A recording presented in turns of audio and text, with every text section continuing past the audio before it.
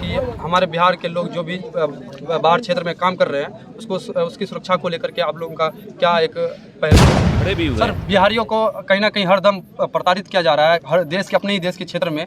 इस घटना को लेकर के आप लोगों का क्या संज्ञान रहेगा? भी बरामद हो गया और उन्होंने एक्सेप्ट भी किया है। परिवार के साथ ही इधर बुलाइए, पहल करेंगे वो तो हम दे नहीं सकते हैं। कोशिश कर सकते हैं, कोशिश पूरा करेंगे। और आपने जो बताया असम सरकार, तो उससे भी बात किया जाएगा। सर, जैसे कि यह घटना से लोगों में कहीं ना कहीं बड़ी ही दहशत का माहौल बना हुआ है, तो आखिर इस तरह की घटना हमारे क्षेत्र में हो रहे हैं, बाहर पलायन कर रहे मजदूर या चाहे शिक्षक के तौर में जो मौलाना साहब है, तो आज दिन इस तरह का घटना हो रहा है, इसके बारे में आप लोगों को क्या कहना चाहिए? निश्चित रूप से ये बहुत ही दुख की घटना है। एक हमारे इलाके के एक मशहूर मारूफ आलिम-ए-दीन जो मौलाना तहजीब साहब, जो असम के तिनसुकिया में रह रहे थे, वहाँ इमामती कर रहे थे, वहाँ कल सुबह उनके साथ ये दर्दनाक हादसा पेश आया। कल मॉर्निंग में ही शाहिद साहब, अबू नसर साहब और बहुत सारे लोग गए थे किशनगंज मेरे आवास पर। हम लोग तब वहाँ से बात किए, वहाँ के एसपी से, जो थाना लोकल है वहाँ से। फिर जो है जो आरोपी था उनको कल ही गिरफ्तार कर लिया गया, हथियार भी बरामद कर लिया गया है और जो उन्होंने अपना जुर्म भी कबूल कर लिया है। सर, परिवार वालों का आप पे कहीं ना कहीं बड़ा भरोसा है कि मास्टर मुजाहिद साहब बहुत अच्छा अहम पहल निभा रहे हैं हम लोगों के साथ में, तो आप लोगों से जैसे भरोसा जता है, तो आप लोग क्या अच्छा काम करने की कोशिश करेंगे? नहीं, अच्छा है। तो दुख की भरी में भाई उनकी जान चली गई, तो कोई उनकी जान तो वापस ला नहीं सकते, उससे ज़्यादा कीमती कोई चीज़ नहीं होता है। तो हम लोगों के पास गए कल, फिर हम लोग वहाँ से मौलाना बदरुद्दीन अजमल जो माननीय सांसद हैं और AIUDF पार्टी के राष्ट्रीय अध्यक्ष हैं, कारी मशकूर अहमद साहब, हम लोग बात किए प्रशासन से, उन लोगों से भी, उन लोगों की भी मदद रही। जबकि घर से कुछ लोग राजधानी से फिर निकल चुके थे कल ही, तो उन लोगों को फिर वापस रिक्वेस्ट किया गया कि आप लोगों को जाने की वहाँ ज़रूरत नहीं। पुलिस प्रशासन से बात हुई तो उन्होंने कहा कि उनके कोई मौलाना तौफीक साहब हैं, फ़ोन से हमारी बात हुई है उनसे, चेहरे से तो हम नहीं देखे हैं लाश के साथ। तो पुलिस प्रशासन बोले कि नहीं, हम लोग उनके घर वाले के आने की ज़रूरत नहीं है, तो वो उनके अगर रिश्तेदार हैं तो उनको हम लोग डेड बॉडी हैंड ओवर कर देंगे। तब उन लोगों से जो लोग जा रहे थे राजधानी से कल, सर, तो आज पहुंचते तो फिर और देरी हो जाती। हम लोग कोशिश किए फ्लाइट से भी, फ्लाइट वहाँ पर जो है डिब्रूगढ़ बिस्टारा का सिर्फ फ्लाइट था, उसमें भी बहुत प्रॉब्लम था, फिर कल आ सकता था लाइट, तो इसलिए फिर वही एम्बुलेंस से जो है इसको लाया गया। घटना ना हो अपने क्षेत्र उसमें जो वहाँ के लोगों ने भी मदद किया, जो कमेटी वाले थे उन लोगों ने ये किया कि जो है एम्बुलेंस का खर्चा पहले जो है बदरुद्दीन अजमल साहब हम लोग मान लिए थे, वो बोले थे, लेकिन बाद में फिर और कुछ लोग कंट्रीब्यूट किए, तो जो पैसा बदरुद्दीन अजमल साहब है उनके परिवार वाले को सर, ये एक अहम सवाल है कि हमारे बिहार के लोग जो भी बाहर क्षेत्र में काम कर रहे हैं उसकी सुरक्षा को लेकर के आप लोगों का क्या एक पहल रहेगा?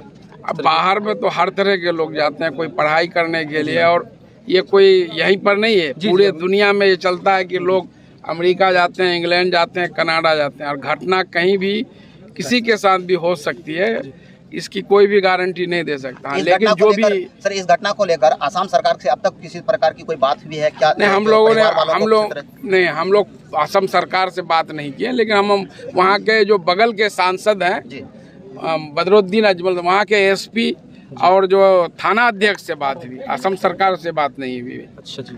जो भी इस घटना में ये किए हैं, क्या परिवार वालों को जो है इसका न्याय मिल पाएगा, क्या उम्मीद लगता है? निश्चित रूप से जब सारा साक्ष्य है वो पकड़ा गया, हथियार भी बरामद हो गया और उन्होंने एक्सेप्ट भी किया है, परिवार वाला जो है अभी हम लोग फिर प्रशासन से बात करेंगे कि जो है उस पर त्वरित कार्रवाई हो, तो उसको फांसी की सजा होनी चाहिए कम से कम। परिवार वाला का सहारा नहीं है, उसके बारे में अच्छा रोजगार देने का कुछ काम करेंगे सरकार के?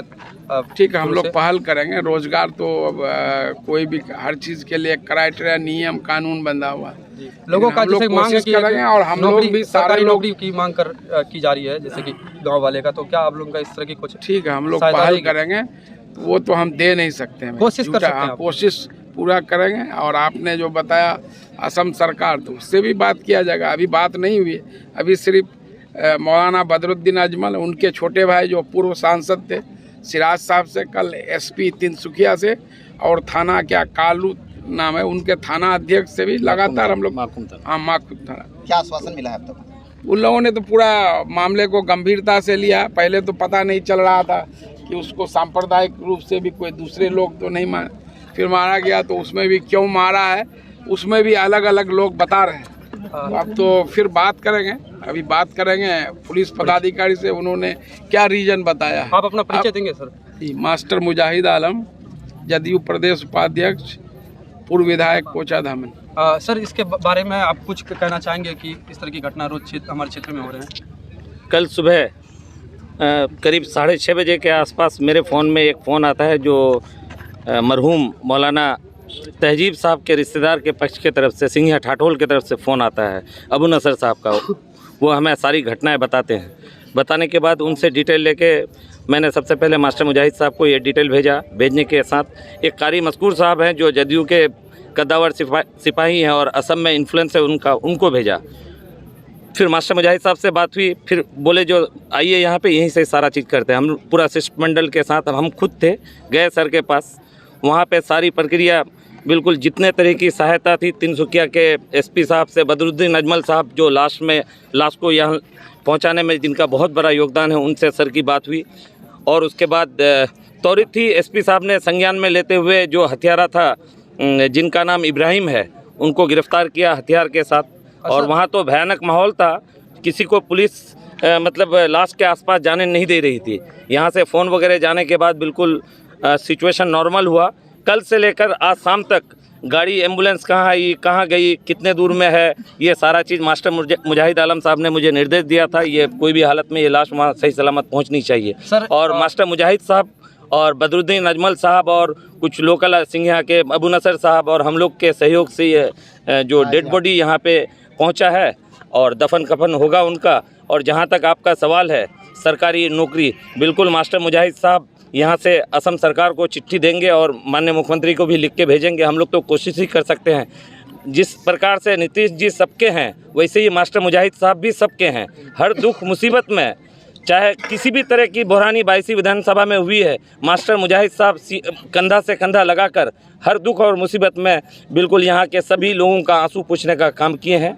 और बहुत क्षेत्र के लोगों, जितने सारे लोग हैं, बहुत उम्मीद की नज़र से देखते हैं। आज तक मास्टर मुजाहिद साहब इस उम्मीद पे खड़े भी हुए हैं। सर, बिहारियों को कहीं ना कहीं हरदम प्रताड़ित किया जा रहा है, हर देश के, अपने ही देश के क्षेत्र में। इस घटना को लेकर के आप लोगों का क्या संज्ञान रहेगा? सर, पहले का बिहार और अभी के बिहार में बहुत अंतर है। हम खुद अलीगढ़ मुस्लिम यूनिवर्सिटी के स्टूडेंट हैं। बिहारी एक गाली हुआ करता था, आज के बिहार में बहुत अंतर है कुछ कमियां। बिल्कुल माननीय मुख्यमंत्री जी न्याय के साथ विकास के मुद्दे पे काम कर रहे हैं और ये बिल्कुल अब रोजगार भी यहाँ जनरेट हो रहा है। आप कभी कल्पना और ख्वाबों ख्यालों में तस्वुर नहीं कर सकते थे 1,20,300 कुछ टीचरों की बहाली एक साथ में हुई। ये तो बहुत उपलब्धि है यहाँ के लिए। अपना परिचय देंगे? मेरा नाम शाहिद रजा, हम जिलाध्यक्ष अल्पसंख्यक प्रकोष्ठ पूर्णिया।